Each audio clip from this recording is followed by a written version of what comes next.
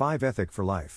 So before you speak listen. So என்ன சொல்ல வரோன்னா, நீங்கள் எதை சொல்கிறதுக்கு முன்னாடியோ பேசுறதுக்கு முன்னாடியோ நீங்கள் மற்றவங்க சொல்கிறத கவனிக்கணும்.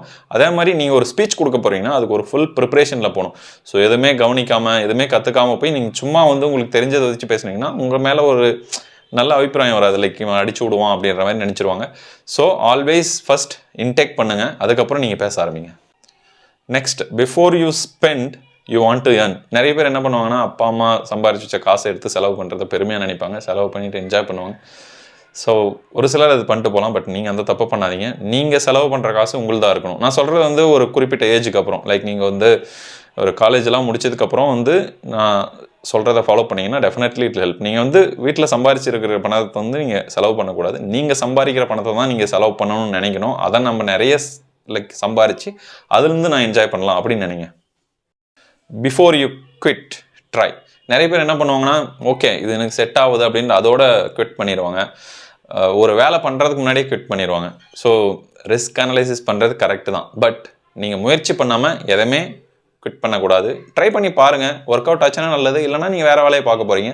ஸோ எந்த வேலையுமே வந்து நம்ம இறங்காமல் நடக்காது. So go ahead and try.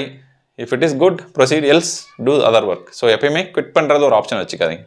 Before you rest work. நிறைய பேர் என்ன பண்ணுவாங்கன்னா, எந்த வேலையும் பண்ணாமல் டெய்லியும் வந்து ரெஸ்ட் எடுத்துகிட்டு இருப்பாங்க, சும்மா வீட்டில் இருப்பாங்க. ஸோ நீங்கள் எப்பயுமே அந்த சும்மா இருக்கும்போது என்ன நினைக்கணும்னா, நான் எந்த வேலையும் பண்ணல அப்படின்னு நினச்சி அந்த ஏதாவது ஒரு வேலை பண்ணிட்டு தான் நீங்கள் ரெஸ்ட் எடுக்கணுன்றத மைண்டில் இருக்கணும்.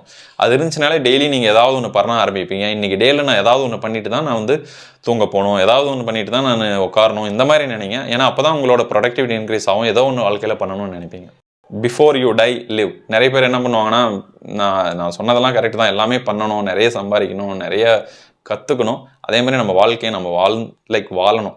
ஏன்னா பணத்தை சம்பாதிச்சுட்டு அதை சேர்த்து வச்சுட்டு நம்ம பண்ணி இன்னும் பண்ண போகிறதில்ல. ஒரு சேர்த்து வைக்கணும் இல்லை, பட் அதுக்காக உங்கள் லைஃப்பை நீங்கள் என்ஜாய் பண்ண விடக்கூடாது. நீங்கள் மந்த்லி ஒன்ஸ் ஒரு ஷார்ட் ட்ரிப் போகலாம், லைக் குவார்ட்டர்லி ஒன்ஸ் ஒரு லாங் ட்ரிப் போகலாம். இந்த மாதிரிலாம் லைஃப்பில் வந்து நீங்கள் போய் என்ஜாய் பண்ணணும். ஏன்னா நீங்கள் சம்பாதிக்கிறது எல்லாமே என்ஜாய் பண்ணுறதுக்கு தான்.